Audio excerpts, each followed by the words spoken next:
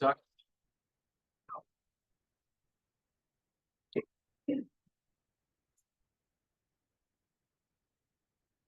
morning. Welcome everybody to our first public engagement session for the revision of Orono's comprehensive plan. Today we have we're receiving public input on all the work we've done so far, and leading the charge we have Isabel Uxley, our town planner, and some members of the public with us today. And hopefully, if you weren't able to attend, you can view the proceedings online. I think it's going to be available on the town's website. And yeah, there we go. My name is Phil Ruck. I'm the chair of the committee. No other members are with us this evening, but we'll also, just for your benefit, we're going to be having another session on Wednesday, October 9th at 6 p.m. for 2 hours. So if you weren't able to make today, love to see you at the Wednesday meeting. So Isabel, I'll turn it over to you. Thanks. So in general, what I'm planning to cover today is just to go over briefly what is a comprehensive plan and what is included in a comprehensive plan. Also, why do we plan? And then just a brief overview of the planning process. Offline, we'll also have a prioritization exercise where folks can give comments on what they love about Orono and want to keep as is, and then what they would change if they were in the power to do so, because they are. So you can also catch us, as was mentioned, on Wednesday and at various tabling events throughout the month of October to give further feedback. So just in general, what is a comprehensive plan? A comprehensive plan is a long-range look at various topics that end up impacting a community's character, its growth, and its fiscal position. It's also a shared vision for the community's future and a record memorializing the decisions made during the planning process. I have this chart on the screen here because I think it illustrates well how the comprehensive plan interacts with all of the other facets of the town. So in general, the comprehensive plan usually recommends undertaking other studies, so like a market analysis for economic development or neighborhood or site-specific planning work.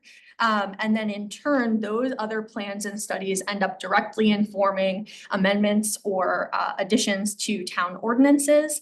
And then finally, those ordinances, once adopted by the council, end up informing other policies, programming decisions, and importantly, budgeting decisions.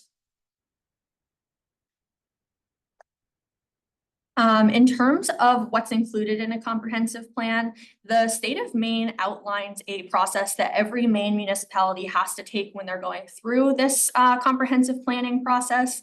In general, what you start with is what we're really doing right now, trying to get an understanding of the community's values or its core principles that are embraced by the community. And then in turn, those end up informing the community vision statement. That's a direct requirement of all comprehensive plans. It's a high-level statement that describes the kind of community that Orono wants to be in the future. And then that in turn informs goals, objectives, and actions. So the goals are broad aspirational statements that help make the community vision a little bit closer to a reality.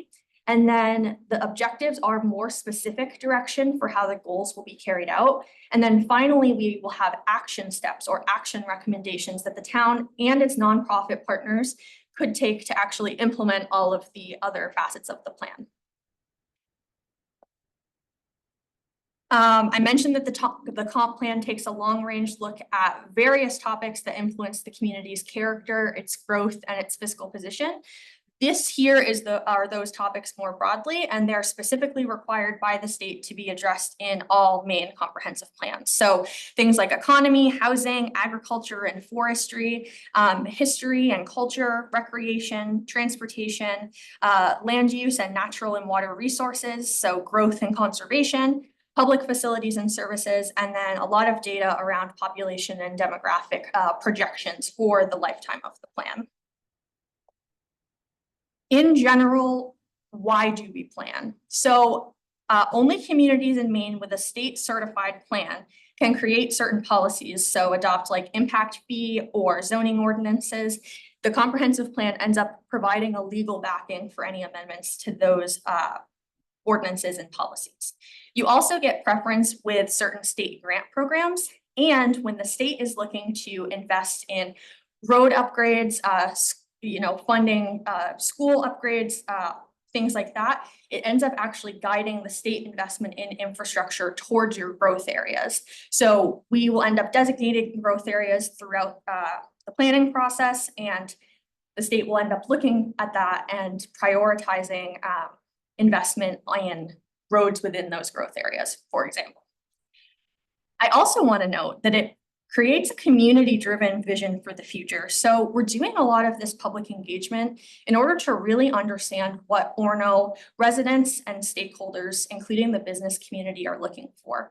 And in that way, we'll actually have a plan that's informed by the desires of the community, so that as we move forward and things start happening at public meetings, you can know that you had a direct stake in that effort. So in terms of the actual planning process itself that we're planning to undertake, initially we went through a review of existing conditions. So we did some review of the current data and did a lot of data analysis there to try to understand some of the existing issues and opportunities in Orono as it relates to all of those topic areas that I mentioned earlier. As you can see from the chart, we're now in the phase of public engagement where we're trying to decide on vision and community values. We have an online survey that's currently on the project website for this, which I have a link to on the next slide. We're having a couple of these community open house events, some tabling events throughout the month of October. In November and December, once we sort of get a feel for priorities, we'll be doing deep dives on a couple of areas of interest and discussing more about those issues and opportunities that I mentioned we found in phase 1. Moving on into March, about the spring and through the summer of 2025, that's really when the comprehensive plan committee will ultimately be doing a lot of its policy making. So drafting those goals, policies, or objectives and action strategies to actually articulate the community's desired future as discovered through this public engagement process. And then in the fall of 2025, the state requires us to go through a series of public hearings. We'll also just be checking in to make sure we heard from you correctly and that we have articulated correctly what you are hoping to see for the next 10 to 12 years or the lifetime of this plan. Ultimately, the plan will have to be adopted by the town council, and then it goes through a state review process as well to ensure that it's consistent with the state's Growth Management Act and its rules around comprehensive plans for municipalities. I do have a couple of questions that we'll do offline, but in general, I do want to note that if you're ever looking for ways to participate, those are all housed on our social pinpoint site. This is a shorter link. It's just bit.ly/OrnoCompPlan, or it's linked from the planning department page on the town's website. That's the best way to stay informed about upcoming events, and we have some online ways to give feedback as well, and we'll have those throughout the process. Any questions at this point? Okay. Yes. At what point in the process, Dan Demerit at Page Place in Orono, at what point in the process are there opportunities to talk about conforming uses and kind of traditional uses versus transitioning to uses that are more aligned with where a neighborhood or a part of town is now? So I'm glad you brought that up, because one of the bigger chapters of the comprehensive plan ends up being a future land use plan and accompanying map. And that is really the basis for a lot of those zoning ordinance updates that I talked about. We'll be having in this public engagement period some workshops specific to future land use, where that's when we'll really start to talk about where things belong.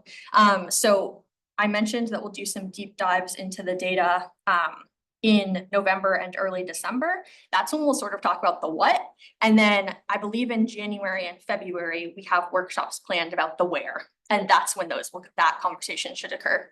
Is there any elements of this process or what comes of it that it's very future focused, it seems to me, in terms of, but are there elements of this process that considers what can be done to transition? Is the term grandfathered, places that are, uses that are in place now, how you transition to something that more aligns with what the community sees for the future? So I'll put on my different hat for a second where I'm actually reviewing projects. And I just want to note that there's some established case law around the grandfathering of uses. So even if the comprehensive plan recommends some changing to zoning districts and the allowed uses within those districts, and then the planning board and the council end up adopting changes to those allowed uses, in actuality, if your property and that use has been existing prior to the adoption of that ordinance change that ends up making it non-conforming, you're actually allowed to continue basically until the use ceases. Does that kind of answer the question? It's a little bit outside of the comprehensive plan and a little bit more up at the case law level. Sure. Oh, okay, thank you. Yes, it does. We've been collecting information with a survey. How long is that open for? Yeah, so we have a survey. It's accessible through this link on the screen. We are accepting comments through that survey through October 24th. I want to note that it is very important that folks answer that survey, but it won't be the last time that you get to participate. We're really using the results of that survey to decide what our priority topics are so that we can do that deep dive data analysis that I mentioned based on what we're hearing from folks as their big issues or big topics that they want to discuss further. But there will be ample opportunities to weigh in on other issues. Yeah. Isabel, but that is a really good way, Dan, if there are folks in neighborhoods that have concerns about what's going on in their neighborhood, to fill out the surveys so that that information is put in. Because if there's half our community wants, skyscrapers, then we need to look at that, right? It's something that we want to do. Probably a bad example, but.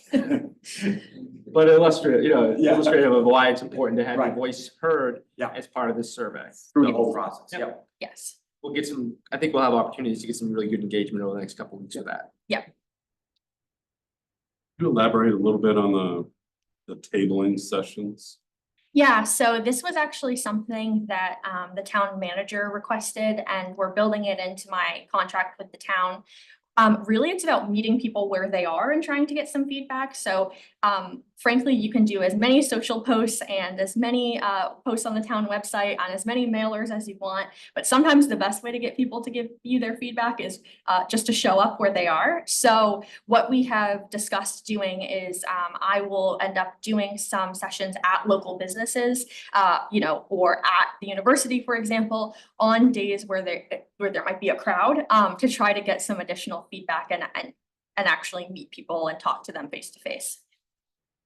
How are you getting the word out for if it's a local business? Because you said you might target neighborhoods. How is that going to work? So we'll post all of our events on this calendar on our project website and on the town calendar on the front page as well.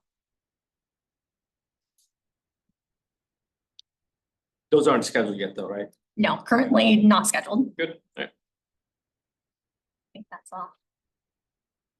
I do have a couple of interactive questions. I don't know if you want to go through this process. I also have posters so we can do it just with handwriting as well. But this will end up being what we present on Wednesday as well to try to get some additional feedback. So what do you love and want to keep as is? What do you want to change? And then some prioritization around topic areas. Just checking in again to make sure that our survey is capturing people's priorities. Sure. Your chance. Wednesday will be a great Wednesday, opportunity. too. for this discussion.